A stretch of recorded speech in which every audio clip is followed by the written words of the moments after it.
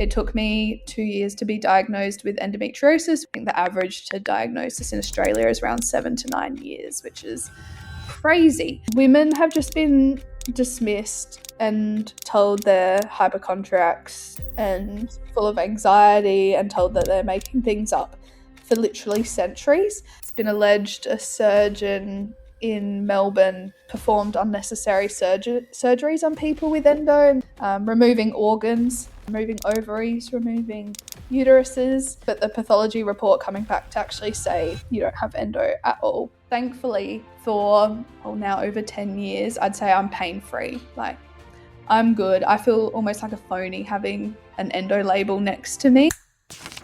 This podcast is not personalised medical advice. Consult a health professional before acting on anything discussed. Just give me 30 seconds before we start. Whether you're a clinician wanting better outcomes for your patients, someone living with chronic pain, or supporting someone who is, thank you for being a loyal listener. Most regular listeners haven't hit follow yet. If that's you, please tap it now. It tells the algorithm to show this to more people it can help. And that's the single biggest thing you can do to help me and my guests on our mission to create a world with a little less pain. So Millie, I want you to let us know, why have you devoted so much of your life to pelvic pain research? Yeah, so I think it's always been an interest of mine ever since, I guess not in terms of the research space, but it took up a lot of my life when I was a teenager, going through my own experience of pelvic pain. So I guess that's where it's all really began, and having my own experience of navigating pelvic pain with endometriosis as a teenager, so like navigating the healthcare system and impacts to school and social life, and managing that from a medical aspect as well. So it's something that's always been of interest of mine. And I think when I went to uni, I never went in with it thinking I'm going to come out of this being a pelvic pain researcher. I just sort of somehow came down that path, but I've really enjoyed it. I think it's such a fascinating and really unexplored area of research. I mean, we're slowly learning a little bit more, but compared to other areas in the pain space, we really don't know that much about pelvic pain. So I think that's what fascinates me a lot, is like there's just so many unanswered questions, and how we can better support people living with pelvic pain as well. I really admire people that have had like a crappy lived experience. They've suffered and they've turned that suffering into something sort of meaningful, to help others.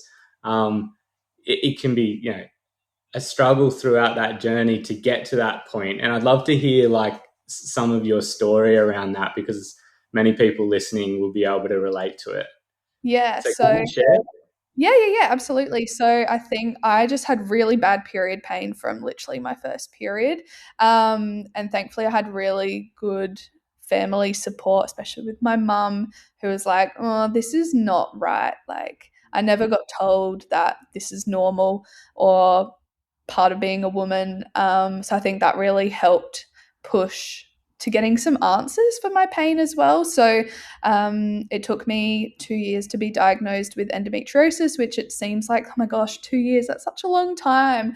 But in the scheme of endometriosis, I feel like that's actually quite short. So I think the average to diagnosis in Australia is around 7 to 9 years, which is crazy, when you think about all the impacts unresolved or unmanaged pain can have on someone's life and their trajectory as well.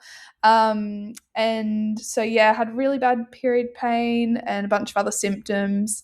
Pelvic pain impacted me most of the time, I would say. I was missing time away from school, just lots of bed rest, pain meds, going to different doctors. They're trying to figure out what's going on. And then it wasn't until when I was 14 when I went in for a surgery and they found that I had endometriosis. Unfortunately, that surgery didn't really do too much. I also tried hormonal therapies as well, just to try and calm everything down. But yeah, just nothing really worked, unfortunately. So I sort of bounced around because I was a teenager, so I bounced around the peds side, the kids pain side, and also the gynae side as well. And then it wasn't until I was 17, if I remember, I had a second surgery to remove more endometriosis, and I tried a couple other things, and I think that's what really helped improve. So surgery alongside, I went into a pelvic health physio. They were really, really good looking at the role of pelvic floor muscles and just sort of more that holistic approach to pain as well. But also seeing like a dietitian, that was really helpful too, just to address any diet-based strategies. And I think as well, just a big thing with support system, having really good people around you, friends that you were able to talk to. I tried to stick with my community sport as much as possible. I was really involved in dancing and netball and softball. And so, whilst pain did interrupt me some stages, I tried to remain as active as possible. And so, I think that community aspect often gets overlooked, but it plays such an important role in supporting and trying to go about your daily living and your activities that you really enjoy. Yeah, I think that had such an important role as well. It's not an uncommon story. Although some of it, part of it, which you highlighted, is uncommon to be, early diagnosed, which 2 years, as you mentioned, seems like a long time, but as we know what the average is, and especially, it's, I would assume or hope that it's improving. I don't know if we have any data to support that, but for the fact that it was, back when you were, how long ago was that, Millie? Just for time. 14. So, oh my gosh, 14 years ago. That's kind of scary to Okay. think about. I've Yeah. lived half my life with an endo label Yeah. on me. So, yeah, crazy. I think it's definitely decreasing, but it's Yeah. still horrific. Like, it's Oh, yeah. still way too long. I think with awareness and more Mhm. recognition, better access to things Yeah. like specialized ultrasound, it's getting diagnosed a lot better. But then we have to find ways to manage it as well, because people also shouldn't wait 7 to 9 years for a label for then their pain to be, oh, now we need to manage it. Like, as soon as someone has pain, they should be managed. So I think Mm. that's sort of what I'm Yeah. really passionate about. That is very important. I want to go back there. Don't let me forget that.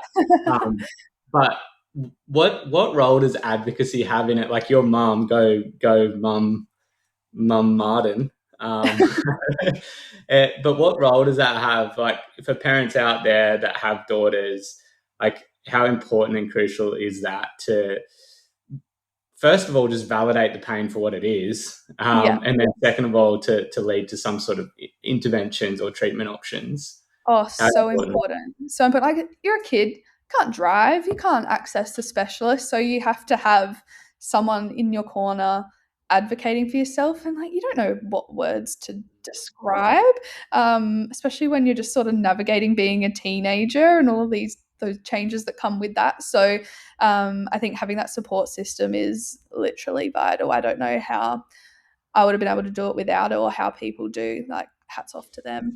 But I think as well, I very much recognize my privilege in terms of I grew up in a country town. We had actually pretty good pediatricians where I lived, and they were very proactive with things and sent us to the Women's and Kids Hospital in Adelaide. But also, my family was able to support and do that and drive the 3.5 hours to bring to Adelaide, take time off of work, um, and access private specialists as well. So I think I'm very lucky and privileged in that aspect, because I know that does also play an important role in people's lives as well, and just the future outcomes for people living with pain. So having the support, yes, is one aspect, but then having the resources to be able to access that as well, I think is so important. And if there's any way we can improve, especially the public healthcare system in terms of pain management, I think that's a critical area where we can potentially do a little bit better. Yeah, yeah. You mentioned there, like, because obviously there's a sense making process for anyone. They're trying to like go, what's going on? Why is this happening to me? How important do you think a diagnosis is in that process? And is it the be all and end all? Like there's I guess some nuance around there, because sometimes with diagnosis is only helpful if it leads to good treatment options, right? And Yeah. sometimes there's a bunch of conditions that I work with that, although a diagnosis can be helpful, sometimes it doesn't really improve outcomes necessarily. Yeah. I think it's so individual. Don't think I've never really been a person that's held labels too close to my heart. Well, not that I can recall anyway. Like I'm sure it would have been validating at the time, but I can't sit back and reflect and think this was the best day of my life for getting an answer to my pain. I think probably potentially because endometriosis, there is no cure. So it is very symptom based management. And so, yeah, while I did have the surgery and they did remove things, my management didn't really change that much afterwards. I still sort of kept up the things I was doing beforehand. Um, so for me personally, it didn't help that much. And maybe that's because my support system was really, really good. Like I didn't have to convince anyone I had this problem or this pain. Like I was believed from the get go, which is amazing. Same with friends. I remember discussing like any symptoms we had and other friends saying, yeah, like I've got similar things or I've got period pain. And again, I didn't feel like I needed that validation in the form of a diagnosis, which again, I'm quite grateful for. I think that's just the type of person I am. But I know for others, if they've had a different experience where they've got no support, they're not getting any validation, they're not getting any reassurance, and their management is just really, it's not happening, basically. That diagnosis can be really important and sort of steer them down a potential pathway that's helpful for them. So I think it probably comes down to the individual. For me, thankfully, it didn't play a role so much. But for others, I Yeah. know that it does. One thing that you've mentioned that is so important is the validation piece, regardless of the diagnosis as the end result. Just validation that it's real, and for some people that is required. Surgery is not surgery, diagnosis is required for that to happen. And it does obviously open up different treatment options, including like the surgical pathways that you can go down. So yeah, but I just wanted to hear your thoughts around that because, yeah, sometimes I wonder how helpful for some of my patients, because I work in persistent pain, how helpful trying to get a biomedical diagnosis really is in some circumstances. And some people just flat out don't want to know, Yeah. interestingly. Yeah. Well, I've been offered to have other ultrasound scans and things like just to see if it's, I kind of don't want to. Because thankfully for, well, now over 10 years, I'd say I'm pain free. Like, I'm good. I feel almost like a phony having an endo label next to me. I guess technically I still do, there's no cure for endo. Um, but yeah, I kind of just, I don't want to. I'm like, I'm fine.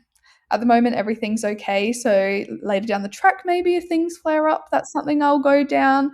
But that's a decision for later, future Millie. Yeah, For yeah, me at the moment, yeah, it doesn't really impact me that much. So I'm cool with where I'm at. But I know for other people, it's that validation and speaking to participants who I do research with. I think like doing interviews with people, a key thing that always comes back is this person was so nice and they just listened to me and said like I'm sorry and that sucks. Validated their pain as real and like just that alone can move mountains for some people, and that's what I've experienced as well. yeah, yeah. It's amazing to hear that you're doing so well. What do you think? Is it a fluke? Are you just lucky? Was there any strategies or things that you feel like played a role in that? Obviously, you've got a very scientific view, and so do I. And you're just one you know, of many cases with different and varying results. But is there anything that you feel like was pivotal in that process for you? I think probably early management and early diagnosis, I guess. Whilst my pain wasn't, I wouldn't say it was managed well. I knew I had care for quite early on from when I started having symptoms. And I think that's so important just to try and get on top of things at the beginning rather than letting things go on down the track, and hearing messages like, oh, that's normal, or you'll be fine, or just suck it up. I think that plays a critical role. I'm always going to come back to support network as well, and having that, I think that's so undervalued and underutilized as well, and recognizing that support network that you have with family, friends, your work colleagues as well, teachers if you're at school. They play such an important role in fostering that environment and creating that safe environment for you. So I think that's also super important. And again, I'm using my scientific brain. I wouldn't have thought of this at the time, but I think finding the right healthcare professionals for you, and I guess doing that multi-pronged approach with, okay, I had surgery with a really good surgeon. I did the pelvic health physiotherapy. I looked at diet stuff, sleep, stress. So I sort of looked at all of that combined. Take medication also played a big role. So I think having all of those bases covered, rather than just going all in on one thing, or nothing at all, I think that really helped too. Yeah. Yeah, there's some common threads in your story that I think people can take away: the validation, support network, and then really like a holistic approach. That word, as you know, is kind of butchered a little bit when it comes to holistic. Doesn't necessarily mean that it's not scientific, even though it has those kind of connotations sometimes. Yeah. I want to move into your research, but I want to hear you answer a question that your research actually asked, which is, you have a research study called "I Wish I Knew Then What I Know Now." What is that for you personally? You may have touched on them, but if there's anything else that you haven't, I what would that? think I think it's probably that, um, pain is complex, but that opens up different opportunities. So, um, I guess not thinking of pain as this black and white thing that's super simple and easy to solve. Like, no, it's a complex thing involving many different biological processes and influenced by many different things. Whilst that does sound scary, the good part is that, like, that means there's so many different things we can do, and that what that looks like is different for each individual person. So what works for one person might not work for another person. So I think that's probably the main thing that That's a great I like answer. to carry on. Yeah. Mm. What did the study find? So when, obviously that's the title, and I'm assuming you asked the question, what has helped you along your journey? Yeah. Um, what are the key sort of findings that came out of that study? Yeah, cool. You'll be testing my knowledge. So the first one was really learning about the role of the brain and the nervous system in the experience of pain. So recognizing how the brain and the nervous system change over time with persistent pain, and how that changes from acute to chronic. So people really liked this because it validated that their pain is a real experience. There's biological processes that are going on all the time that sort of explain why you're feeling this really nasty feeling.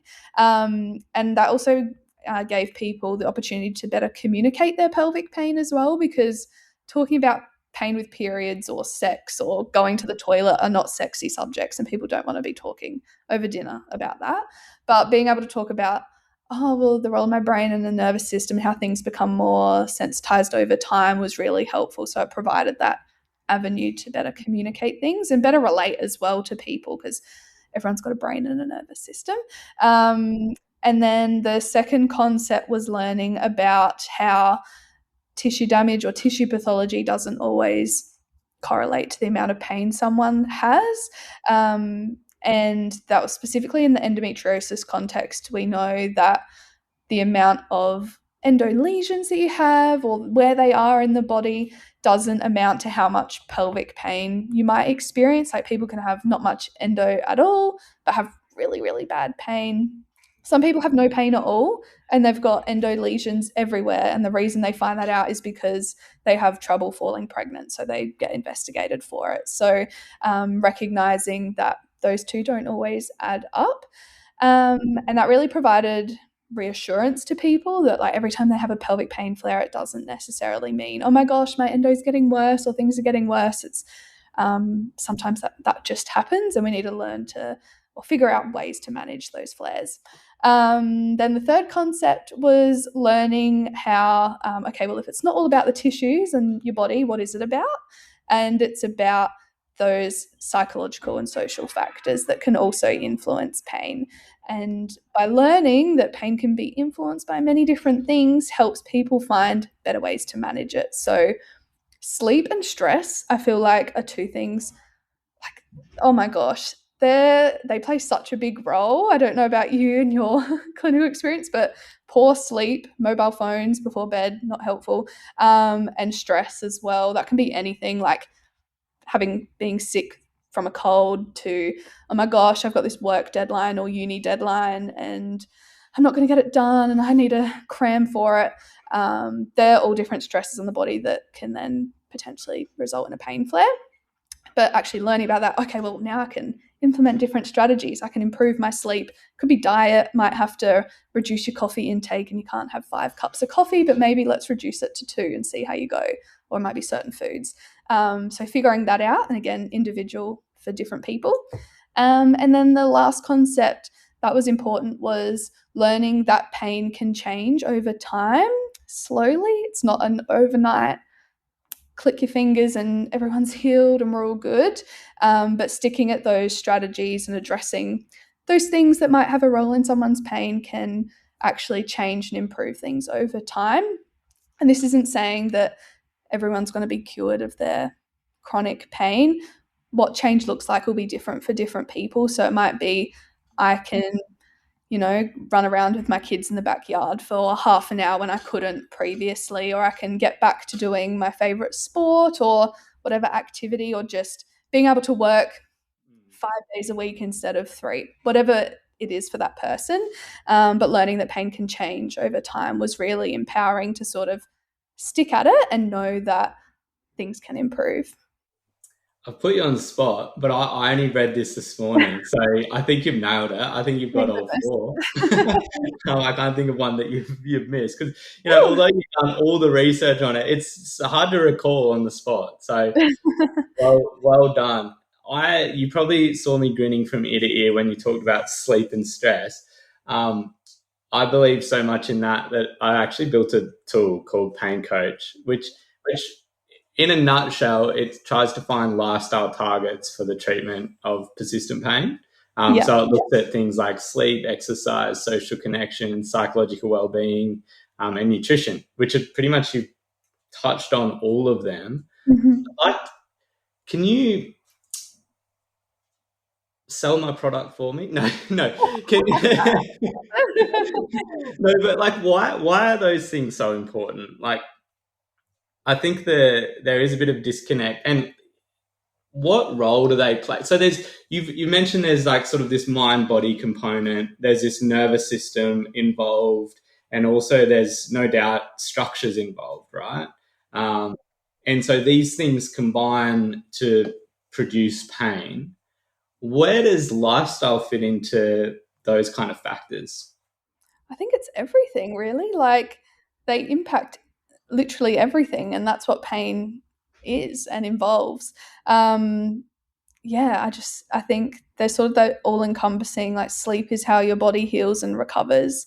So it makes sense that if sleep isn't quite right, we're not going to heal and recover in that in the best way possible. And same with stress. Like, if you're stressed, it's not only your mind going, it's your heart rate increasing, it's your hormones going crazy, and then you crash. And again, that involves your whole body. And when you're stressed or you're really tired, you can't participate in the life activities that you want to, and that all feeds into pain, your overall mood and well-being. So I think they're just such all-encompassing things, and I think they're things that anyone can be doing to better optimize and improve upon people with pain and without pain, especially in today's day and age with mobile phones and technology. And yeah, I'm awful. I'll be honest. I'm bad. I've put my phone on downtime mode, and I still just like get rid of I say go away limits and give me Instagram back. But I think they just they impact every facet of our life and our well-being. So it makes sense that they play such an intricate or are so closely connected with pain. Yeah, for sure. I think for a lot of people, the idea that pain just doesn't mean body damage, full stop, end of story, is like pretty eye opening. I think that most of the general public they don't necessarily. I mean, I didn't before I studied pain science. You probably you're shaking your head for those that are listening. What tell us about your journey into the pain science education world. Yeah. So my degree was in medical science. I was a lab rat, so I had no idea about anything to do with allied health, chronic pain. Like physios were the people that just walked around in their Lululemon and looked really cool, and we were the nerdy people that had our goggles and lab coats on. So they were separate at uni. There was no crossover or anything until I saw a presentation. I was always interested in research. My honours was in pancreatic cancer, tissue biomarkers, so completely different. But I went to a seminar where someone was talking about doing research with people who had a stroke. And I was like, you can do research with human beings? That's so cool. And so, I just did some Googling. And I think pain or chronic pain has just always been an interest of mine. And I'm like, oh, this sounds cool. I could do this. And so, that's sort of where it went down. Yeah, fascinating. And I think we should probably both disclose Lorimer Moseley, David Butler, those guys have had an influence on both of us.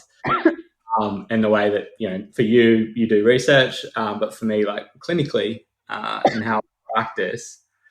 Tell us, because not everyone knows who Lorimer Moseley is. If you're in the pain world, it'd be pretty surprising if you weren't. But if outside of that, not everyone knows who those guys is and what impact they've had. Could you just share your personal story of the impact they've had on you and the research that you're doing? Yeah, massively. I think, Lorimer was the first person I talked to before doing my PhD. And I think he gave me Explain Pain and all of those books. And I read it and I was like, obviously, it's more towards a musculoskeletal outlook. There's nothing really to do with pelvic pain. And pelvic pain is a bit different, that you don't injure yourself and then not really recover.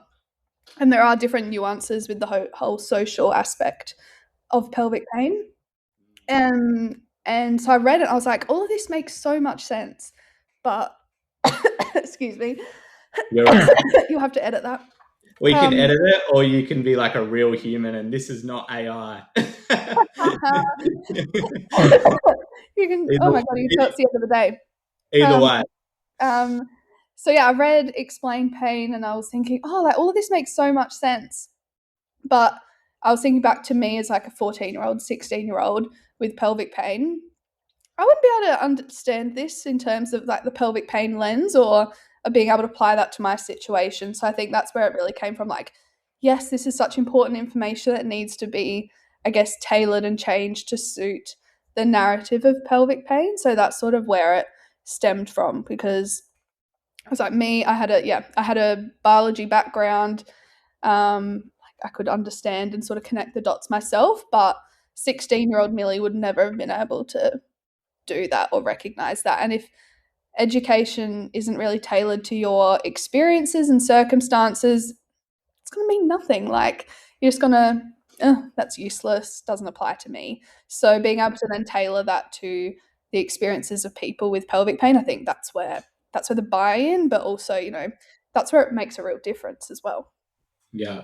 Is that the journey you're on? When's your Noi publication coming out? You have to talk to Noi about that. I mean, we'd love to.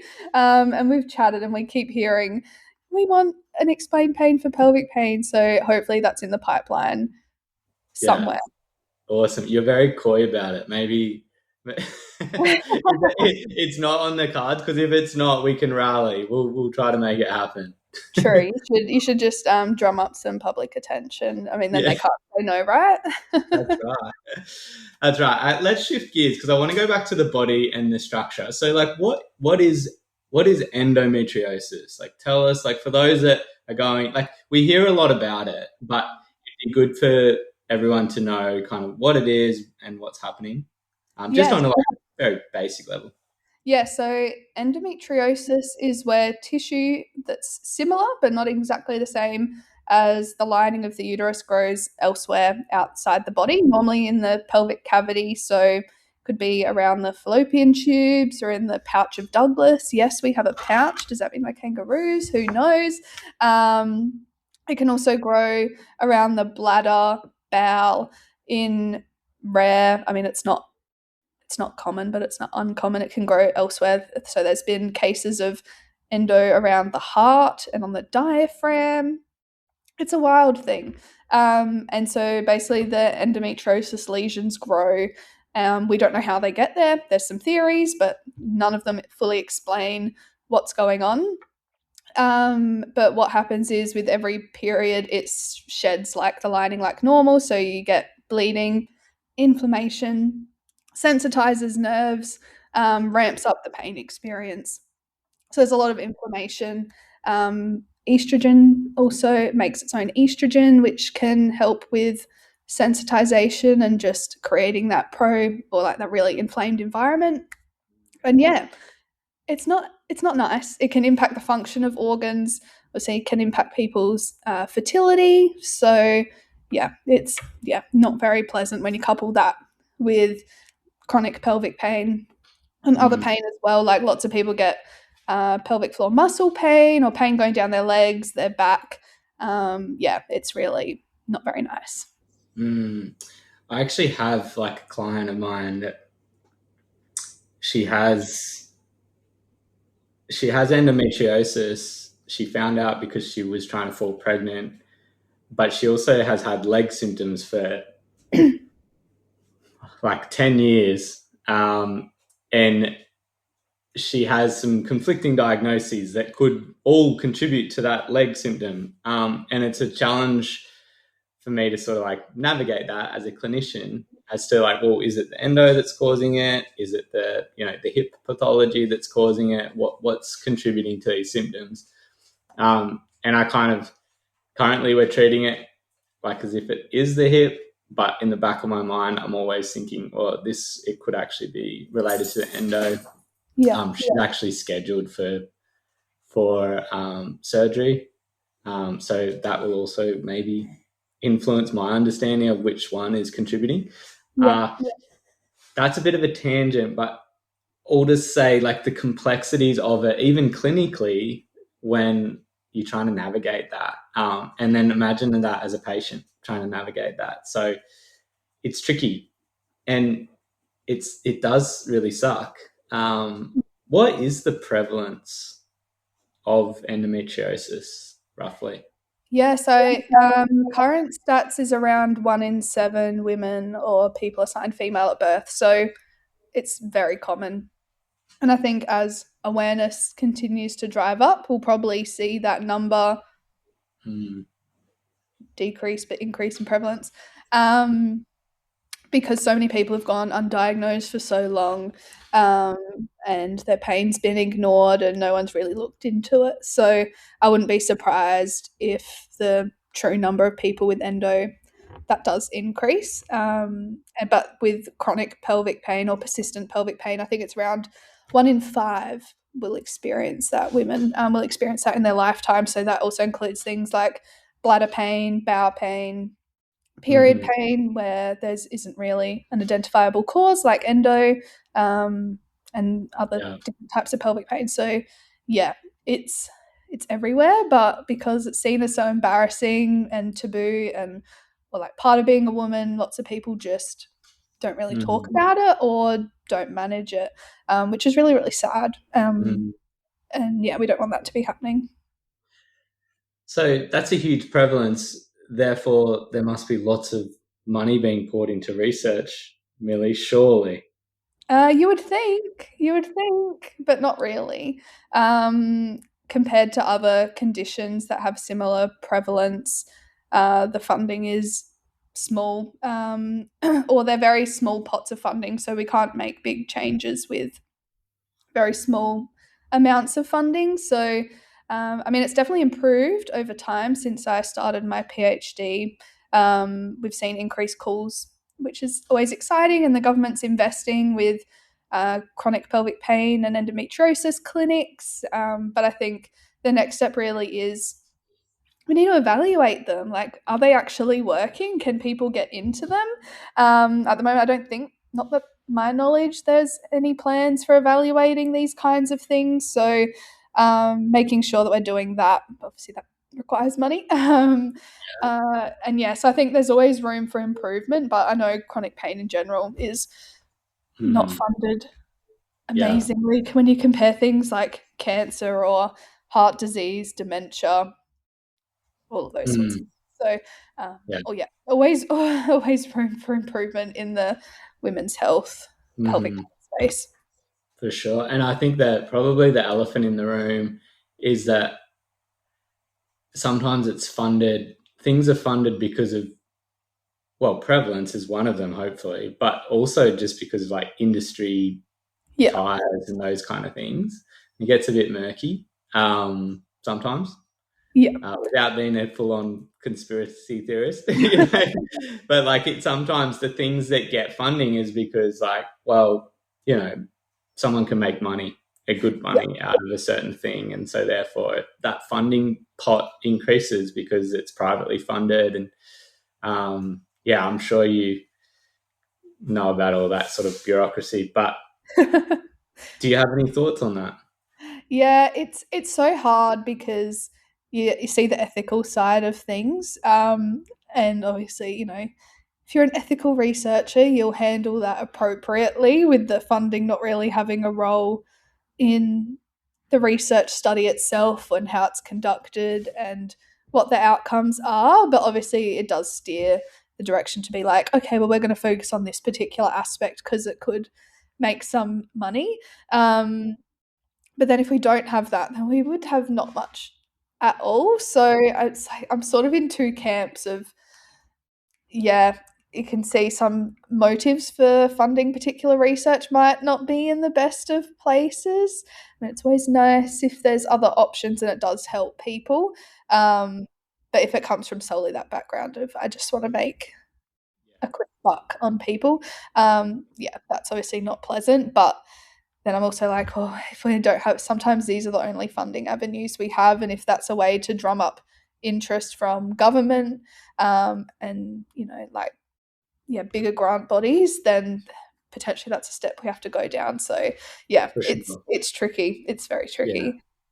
And I guess like it's you know it's not a bad thing that industry is, because the other flip side of this argument is that if it's not tied with industry, then does the research actually get packaged in a way that is actually helpful and provides value to people with living with endometriosis, for example? Yeah, Um, so yeah, that it's interesting because I've only just started the research process, and I know how hard it is. Not in a PhD way, but we're doing a pilot study on Pain Coach, which yeah, is that cool. software that I spoke to you about.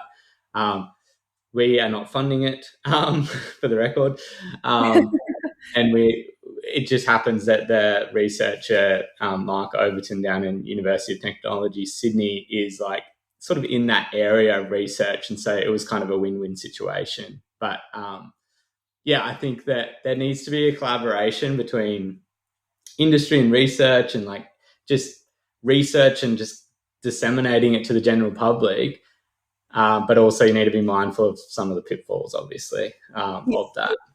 yeah, Yeah. and I think it's how do you communicate that to the public as well? Because I know some people get, which rightly so, like if money has been wasted, and there's always dodgy people that I think ruin the reputation for everyone else.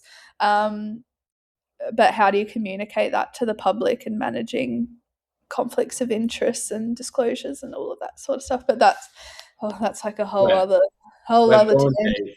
We're going probably too deep on that tangent. That was my fault, so I'll divert us. I want to talk about some of the. I mean, you've talked about the in a summary, you've talked about some of the more conservative treatment options. But when it comes to surgery, you've obviously been through surgery twice, I believe. Yeah. Um, what role do you think that surgery plays? What's the landscape of the research around surgery for endometriosis? Is it the be all and end all? What can you tell people? Oof. That's also opening up an interesting can of worms, especially with some of the, I'm not sure if you're familiar with some of the stuff that's come out in the media over the last month to do with endometriosis surgery, which is, yeah, just horrific. And reading those articles and watching the Four Corners episode was, yeah, Do you almost want to in elaborate on that? scenes. Yeah, so it's been alleged a surgeon in Melbourne has performed unnecessary surgeries on people with endo and saying that they have really bad endo. We took it all out. Mm, And then every sort of pain flare or every time they go in, they say, yeah, well, let's do another surgery, removing organs, removing ovaries, removing uteruses. But the pathology report coming back to actually say you don't have endo at all. And then also charging the Medicare number, putting that down as the severe case of endo, so you get paid more for those types of surgeries when, yeah, if nothing's actually there. So yeah, there's been a big investigation into that, and it's continuing, and it's with APRA and all of that. So yeah, it's just absolutely heartbreaking to hear these people, have put their trust and be vulnerable with this medical professional who's gone ahead and just destroyed their trust and ruined their lives. Essentially, it's just been horrific. So yeah, endo surgery is a big topic at the moment. I think it always continues to be. So I guess the research is, there's not heaps and heaps of research out there, but the research that we have at the moment through randomized controlled trials demonstrates that around maybe about 50% of the people who undergo a laparoscopy for endometriosis gets better. 25% of people stay the same in terms of their pain, I'll say, and 25% get worse. And there's two different surgery techniques that they commonly use. So there's ablation, where they get a laser and they burn off the lesions, or there is excision surgery, where they go in and cut it out. And it seems to be that excision surgery performs a bit better than ablation because you're sort of removing it all rather than just burning the surface of it. But yeah, the research shows that there are mixed outcomes, and when they look at different things, so chronic pelvic pain compared to like pain with sex, things are a little bit different. And deep endometriosis, which is like really, really bad endo growing on your bowel, your bladder, compared to superficial endo, where it's just sort of on the lining of your organs. There's not, more mild disease. Put that lightly, because that mild doesn't mean you don't have any symptoms. Again, surgery might be better for people with the more extensive endometriosis, but I guess what people are seeing clinically and what I guess I'm a bit more of an advocate for, but again, I'm not a clinician, so I don't want to overstep in any way, is having, one or two good surgeries done by the right person for you at the right time for that person as well. So ideally, the lesser amount of surgeries, the better, because you're less likely to get adhesions and scar tissue and other complications from surgery. Like, surgery is massive. They're going into your abdomen, cutting things out. That isn't something that should be taken lightly. Like, it's a serious procedure. So having it done once or twice with a really good surgeon who knows what they're doing at the right time for you, for the right person with the right indications, I think that's sort of what we're aiming to do, rather than have, 3, 4, 5, 6, 7. There's people who have more than 10 endo surgeries, which, yeah, if we can mm, try and avoid that, I think that's what we're after. One and done, I guess, but recognizing the surgeon who's doing it and make sure it's at the right time for that person as well. mm. What is the right time? What are the right indications? Do you have any thoughts on that? Or is that still like an evolving space? Yeah, I think it's still an evolving space. Probably earlier the better.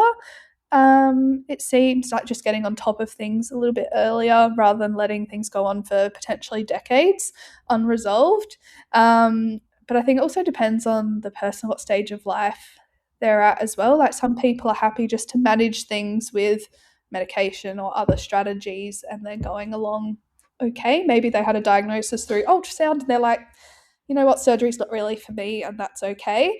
But I think it's all down to the individual and having that Mm, conversation with your doctor and just making sure you've explored all avenues as well, and not just, I guess, putting it down to having, I must have one surgery or yeah. surgery is my only option. Exploring things, like especially if you're on a wait list.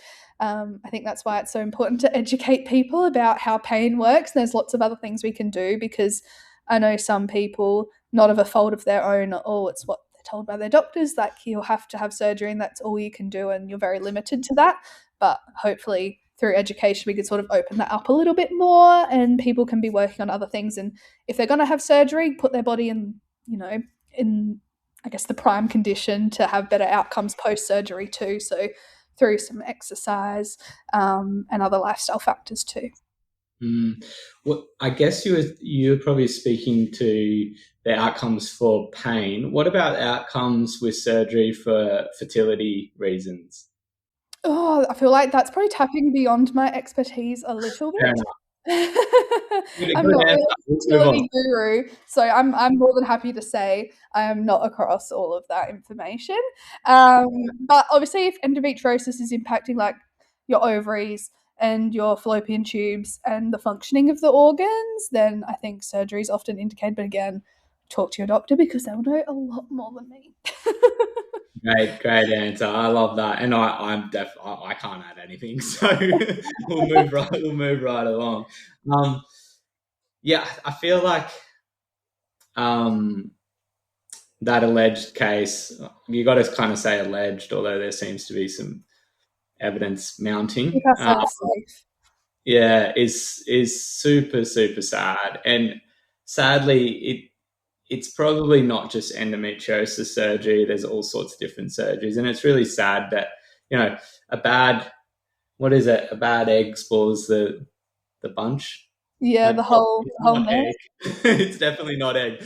But you know the saying. And I like because I work alongside some surgeons from time to time. They're great people. They want good outcomes for people, and they really do care. But it's so sad. I wonder, like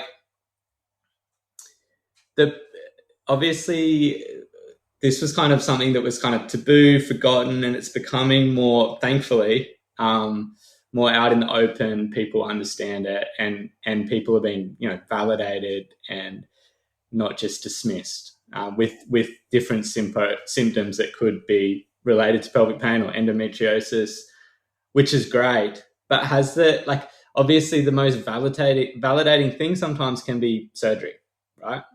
Like, okay, I'm really taken serious if they're going to operate on me. Do you think that has sort of like the pendulum sort of swung without like decent research around it yet? Which is fair enough because we've got to act with what the information we have so far. Um, it's tricky to say. I think like women have just been dismissed and told they're hypochondriacs and full of anxiety and told that they're making things up for literally centuries. And so now to have something where you can like you've got that physical proof. Obviously people are going to hold strongly on to that, and so they should as well. I think it's also important to say, I'm not sure how, yeah, what your experiences is like, but obviously we had this very biomedical view of pain where it was all about the body and the tissues and that was it. And then we've gone, biopsychosocial, where almost sometimes the bio is thrown out a little bit and we just focus on the psychosocial, and that's where you get, it's all in your head, you're making it up, like you're just oversensitive, you just need to, it's all well and good to say sleep and all this. It's like, just need to sleep better. You just need to, it's like puts blame on them almost that they're not eating right or doing enough exercise or doing whatever. But I think it's also important to recognize like the bio is still part of it. So, for example, in endometriosis, those lesions they do create a pro-inflammatory or an inflamed environment that has impacts on your gut health and your bowel and bladder function, um, and yeah, just how you generally feel with fatigue and poor mood. Um, so I think it's important to recognize that that does play an important role. I think where we verge into dangerous territories where we go into that all or nothing approach where it's all about the lesions and surgery is the only option and we that's the only way we can deal with it and any pain flare must be resolved through surgery and cutting things out.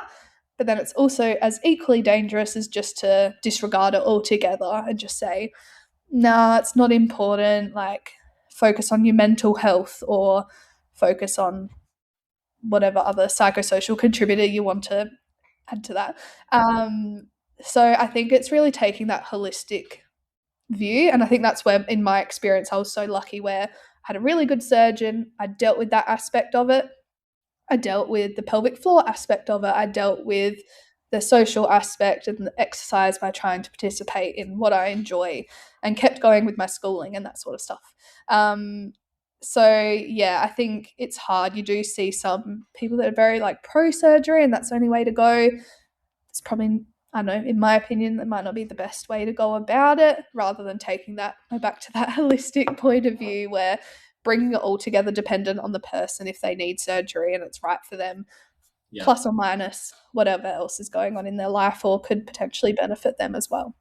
Yeah. Yeah. Hopefully we move to a place where it's hard to know what's best for the person in front of us to a place where we can actually make more precise decisions around like what is best.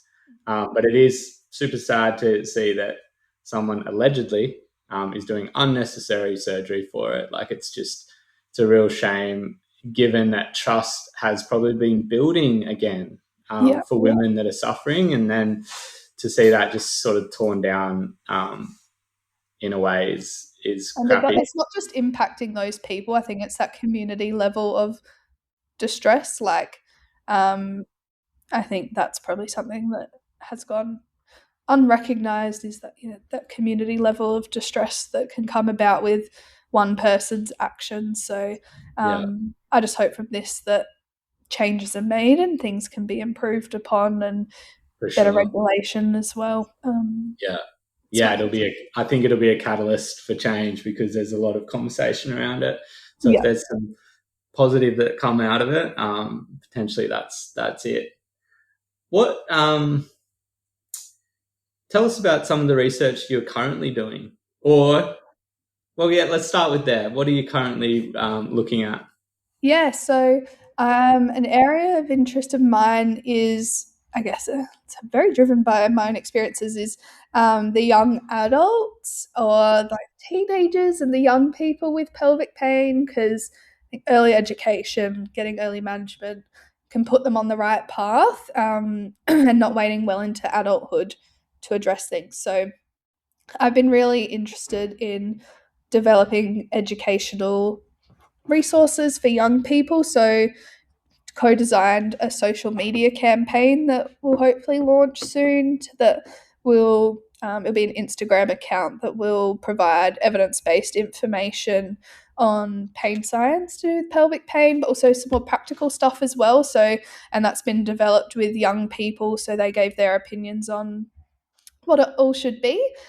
We did originally want to do a website. That's what we came in with. But then young people like, Google, who's that? We don't go online. We learn through doom scrolling. I'm not joking. That was a quote.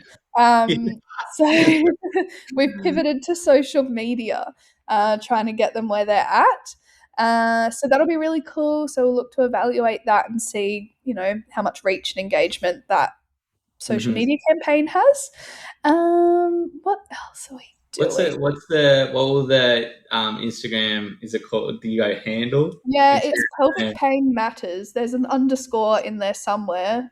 Okay. Oh no, a full stop. Pelvic pain dot matters. So it is a live account. There's just nothing on there at the moment. So Awesome. coming soon. We'll Coming go and soon. follow it. Yeah. And what else have we got? Yeah, just helping people with some different projects. So it's going to be a pilot trial called EndoEd, and that is an online education and self management intervention for people about to undergo a laparoscopy. So they don't know if they've got endo or not. They've got suspected endo. They're going in for their laparoscopy where they might diagnose endo and treat it, or they might come out and find out they don't have endo. So we're doing some pain science education and some self management pre surgery, seeing if that improves outcomes post surgery compared to just your standard info like this is endo, this is a laparoscopy. So that'll be really cool as well. So we've got a couple of projects sort of in the pipeline. So yeah, I'm still really interested in the education space and I guess finding ways along the, from when symptoms start to when pain hopefully resolves or gets really, really good, finding ways along that pipeline where we can sort of drop little nuggets of information and sort of help people navigate that journey. Yeah, that's sort of, I guess, where my research is heading down. Yeah, awesome. Awesome. If funding, because I know like funding and those kind of things does limit sometimes the research. If that was, let's just pretend there was a world where that didn't matter and you could do anything you want in terms of research, do you have some things that you would do? Like, is there a research project that you're like, I would just love to do this? I don't know how I would do it, but I would just love to know. It's probably the same for any chronic pain, really. But like, why do some people get better and others don't? Like, again, like I can say what I think made me better, but we don't know. Like how I that would be fascinating. What is it about these people? Totally. Again, we have ideas, but we don't really know. Um, that's probably an aspect of me, and probably more around endometriosis as well, because there is that lesion biological component. Yeah.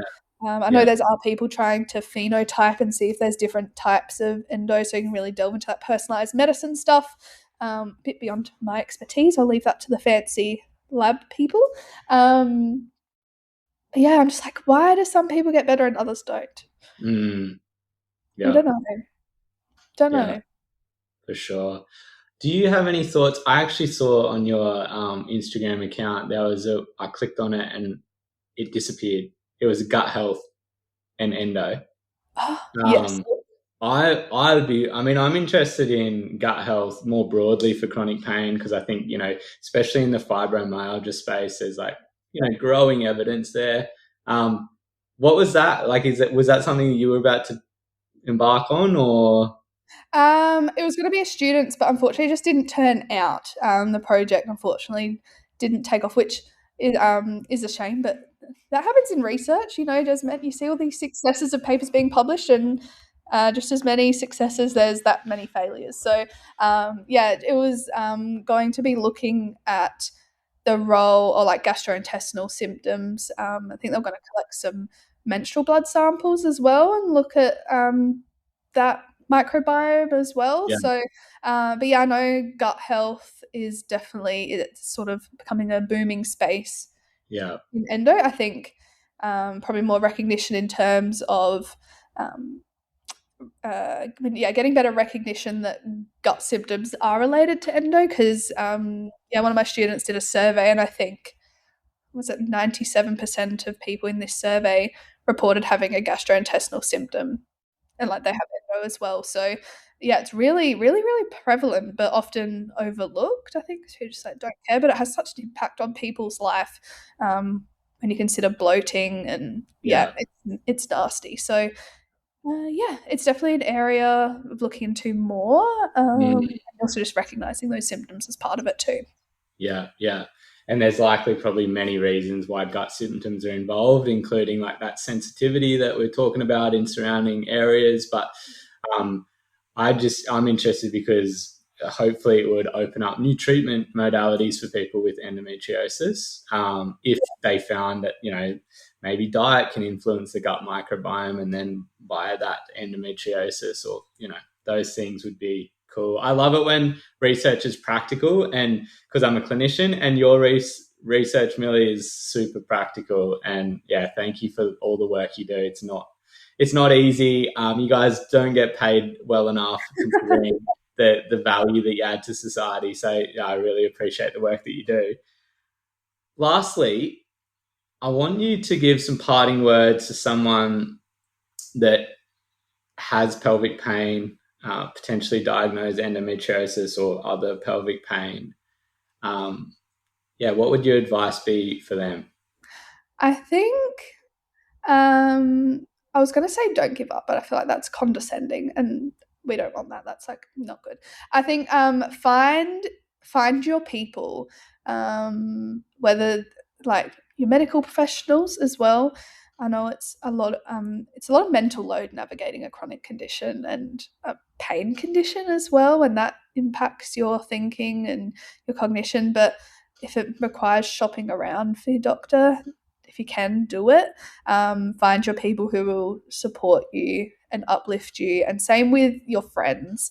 And I mean, you can't choose your family, but hopefully they're supportive as well. But find those people who you can, just share when life sucks, and just vent. But then also, people that will uplift you and support you and help you navigate this thing called life that we're all doing. Wow, that got really philosophical. But yeah, I think just finding your people, because it's amazing how much of an impact that can have when, like we do these research studies with focus groups, for example, with people, and just that notion of I'm not the only one and I'm not alone is massive. I think that tied in with validation is so important. So I think find your people. I think that's such a crucial first step, whether that's work colleagues or a community organization through like sport or your library or your craft club or your book club. I don't know. Find something that you enjoy and find those people who enjoy that too. So you can create that safe and supportive environment. And I think that's one of the key first steps to hopefully things go moving in a positive trajectory. That's great advice. Well, thanks heaps, Millie. I Oh, really good. appreciate it. I enjoyed the conversation. And yeah, thank you for the work that you do. All good. Thanks so much for having me. Awesome. Thanks.